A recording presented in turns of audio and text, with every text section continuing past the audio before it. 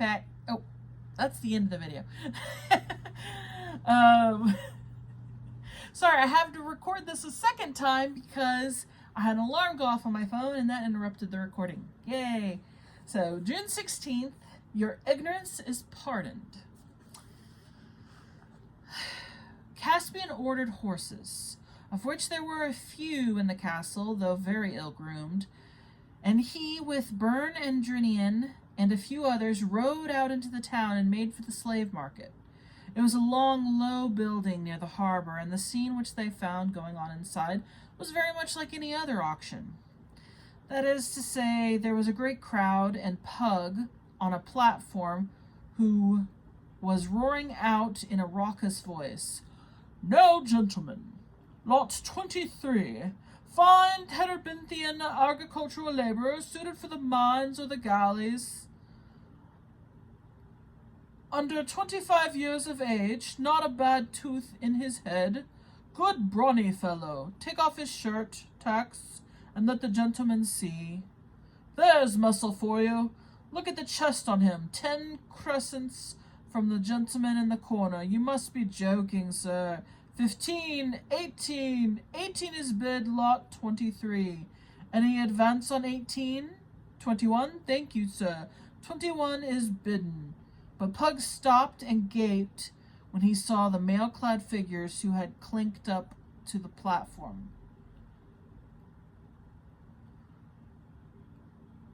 "On your knees, every man of you, to the King of Narnia," said the Duke. "Your life is forfeit, Pug, for laying hands on our royal person yesterday," said Caspian. "But your ignorance is pardoned. The slave trade was forbidden in all our dominions quarter of an hour ago. I declare every slave in this market free.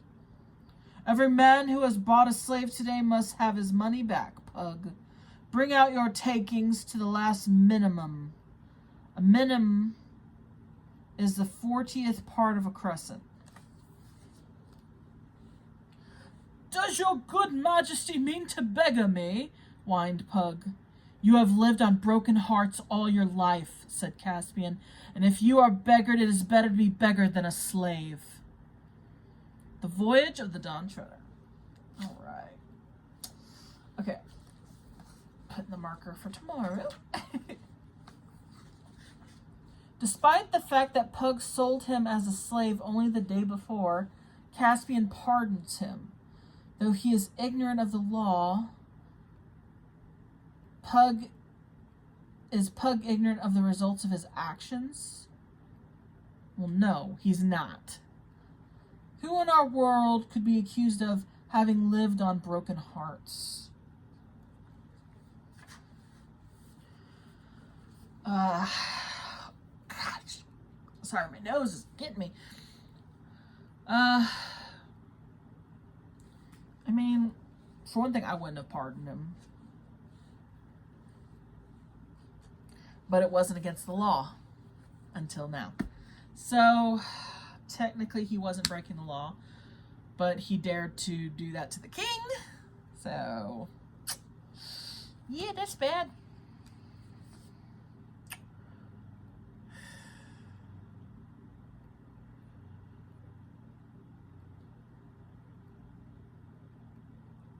Is Pug ignorant of the results of his actions?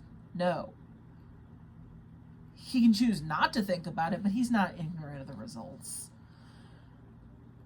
Who in our world could be accused of having lived on broken hearts? This is a hot take, but I mean, most people in authority, unfortunately, I mean,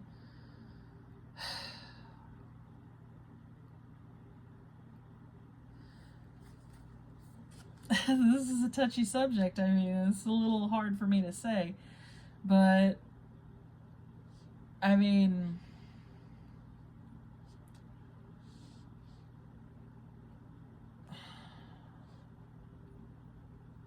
for instance, I'm just going to give an example because I'm not going to go out and start bashing political figures or important figures in authority, but mechanics. yes, they are good and we need them, but in some way they benefit off people's brokenheartedness. And I'm not saying that's bad about mechanics. It's the same thing with roof repair people. Like, a part of them may kind of hope for roof damage from hailstorms because people's brokenheartedness gives them business.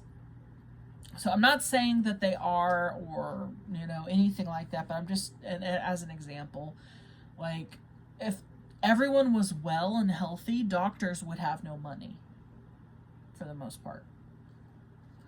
So it's like, there's a lot of these businesses that rely on people to have bad things happen.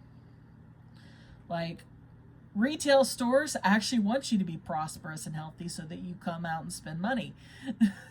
So restaurants, same thing. They hope you are prosperous and want to come to them and get, and either order online or be in there in person and get their food.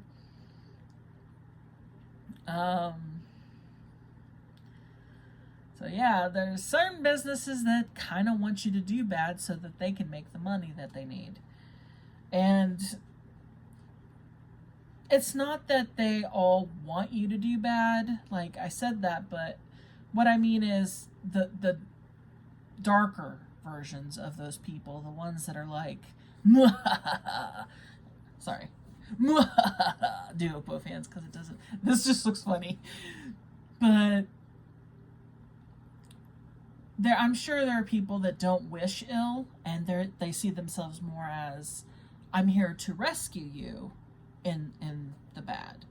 So keep that in mind. But there are people who do make their profit off people's misfortune. So, but that's it. So until next time, howl at the moon. Bye.